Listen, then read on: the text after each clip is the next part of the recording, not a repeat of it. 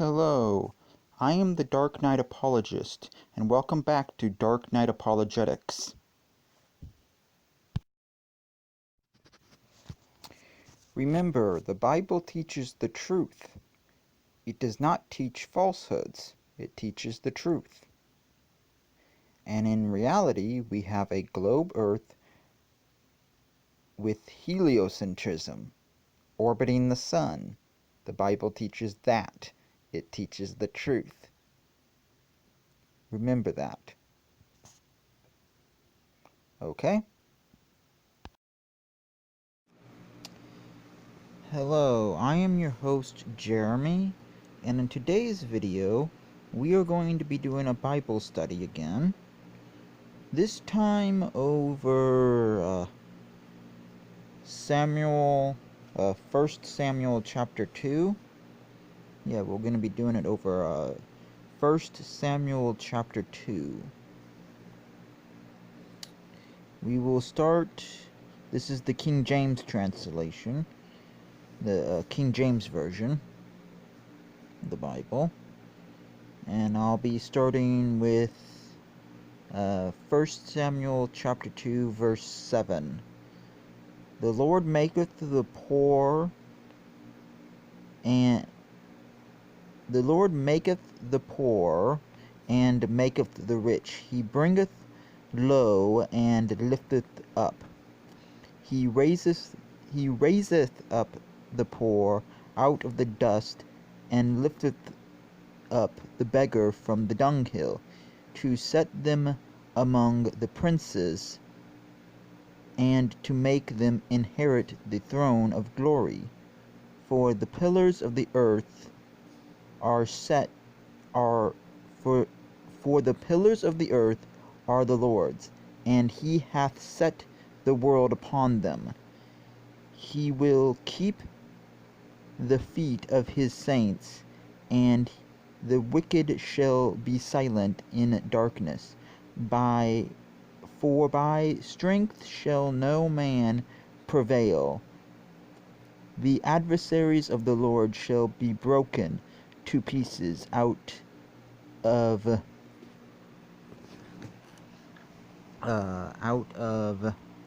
heaven shall he thunder upon them. The Lord shall judge the ends of the earth, and he shall give strength unto his king, and exalt the horn of his anointed. Okay, so what does that sound like it's talking about?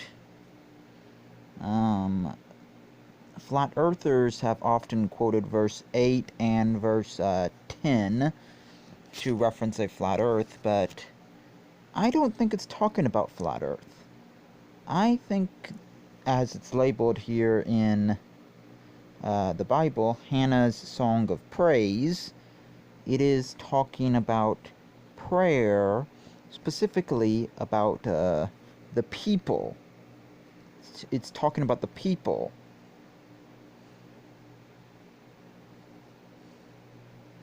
It's not talking about the physical earth being set upon pillars. It's talking about the people. The pillars are the people.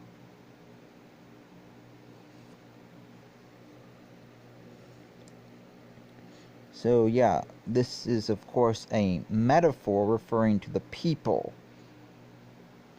And the pillars are the people, and the ends of the earth are not physical ends or edges, but actually an idiom referring to far-flung countries and far-flung lands, referring to coordinates, basically.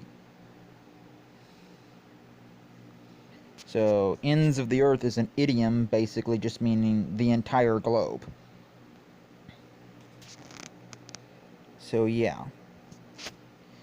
That was the King James Version. Now, for ease, we will compare it to the New Living Translation. Okay, so we started in verse 7. So yeah, let's start in verse 7 of 1 Samuel chapter 2. So yeah. The Lord makes the poor and another The Lord makes one poor and another rich. He brings one down and lifts another up. He lifts the poor from the dust, yes, from a pile of ashes. He treats them like princes, placing them in seats of honor. For all the earth is the Lord's, and he has set the world in order. He will protect his godly ones.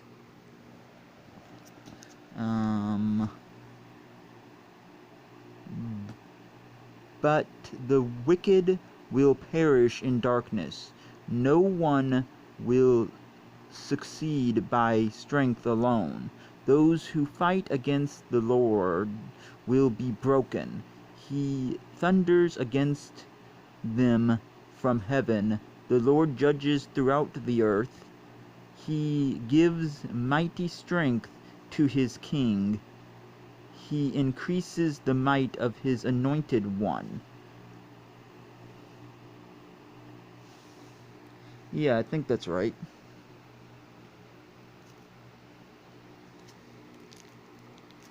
Okay, so in this translation, you can see it a little bit better. These verses are talking about the people, not about the physical shape of the earth. The verses are talking about the people. It's talking about the rich, the poor, the enemies of the Lord. It's talking about the people.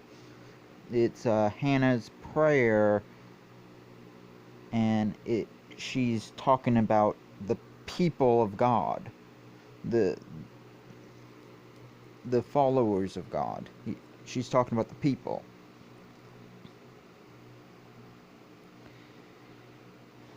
So yeah, and instead of saying pillars, instead of saying pillars in this one, it uses a different word.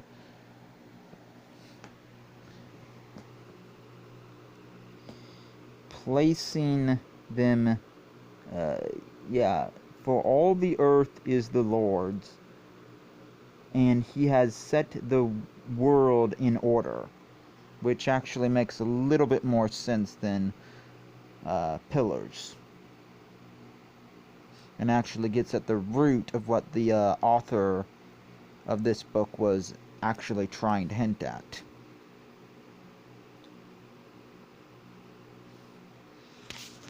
And instead of saying ends of the earth in verse 10, this translation gets the meaning across better and says, the Lord judges throughout the earth, which is a little bit more accurate to the Hebrew of the Bible.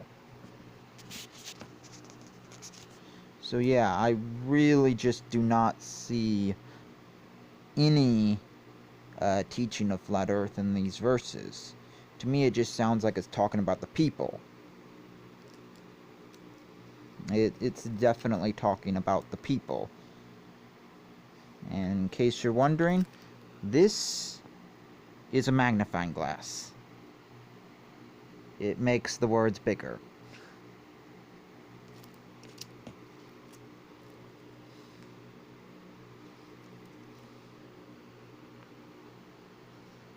So yeah, these verses are talking about the people. It's a prayer. I hope that makes sense. I think we're good here. As I like to say, God banged the Big Bang and made a globe Earth. Okay? Goodbye. Goodbye.